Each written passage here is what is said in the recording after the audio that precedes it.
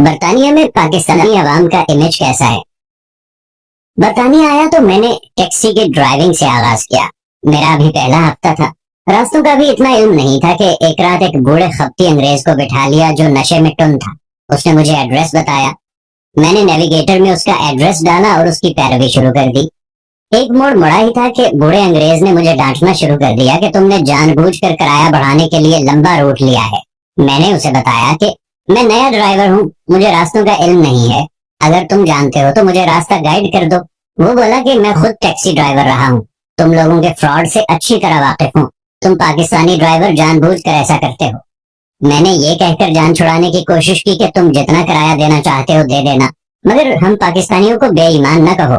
وہ چونکہ نشے میں تھا، اس کی طنزیہ گفت و شنید جاری رہی اور وہ غصے سے پھنکارتا اور منہ سے بہت کچھ بڑبڑاتا رہا۔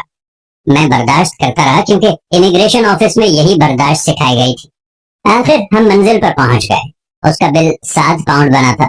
وہ غصے سے ٹیکسی سے باہر نکلا، اپنے پرس سے ایک نوٹ نکالا اور مجھے تھماتے ہوئے کہا، یہ لو 5 پاؤنڈ، میں ہمیشہ 5 پاؤنڈ ہی دیتا ہوں۔ یہ کہہ کر وہ نوٹ تھما کر چل پڑا۔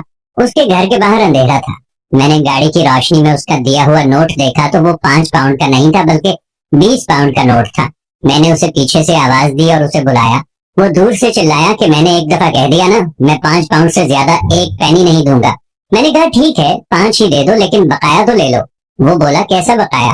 میں نے اسے 15 پاؤنڈ گن کر دیے اور اسے بتایا کہ تم نے مجھے غلطی سے 20 پاؤنڈ کا نوٹ 5 پاؤنڈ کا نوٹ سمجھ کر دے دیا تھا۔ اس نے بقایا پکڑا تو اس کی زبان گنگ ہو گئی۔ میں گاڑی لے کر آگے بڑھ گیا۔ آگے بند گلی تھی، گاڑی واپس لے کر مڑا تو وہ انگریز وہیں کھڑا تھا۔ اس نے مجھے ہاتھ کا اشارہ کر کے رکنے کو کہا۔ میں رکا، گاڑی کا شیشہ نیچے کیا تو وہ پوچھنے لگا، تمہارا ڈرائیور نمبر کیا ہے؟ میں نے ڈرائیور نمبر اسے بتایا اور پوچھا کہ کیا ابھی بھی کمپنی کو میری شکایت لگانی ہے؟ وہ پشیمانی سے کہنے لگا کہ نہیں، شکایت نہیں لگانی بلکہ تمہاری کمپنی سے تمہاری تعریف کرنی ہے۔ میں نے تمہیں اتنا برا بھلا کہا، تم چاہتے تو تم میرا 20 کا نوٹ رکھ سکتے تھے، مجھے پتا بھی نہیں چلنا تھا، لیکن تم نے اپنے حق کے پیسے لیے اور بقایا پیسے مجھے واپس لوٹا دیے۔ ایسا تو بطور ٹیکسی ڈرائیور شاید میں بھی کبھی نہ کرتا۔ میں نے کہا، اب ذاتی لڑائی میں تمہاری جیب پر ہاتھ کی صفائی تو بےمانی ہوتی۔ یہی میں تمہیں سکھانے کی کوشش کر رہا تھا کہ نیتوں پر شک نہیں کرتے، نیتوں کے حوالے سے صرف اللہ جانتا ہے کہ انسان کی نیت کیا ہے۔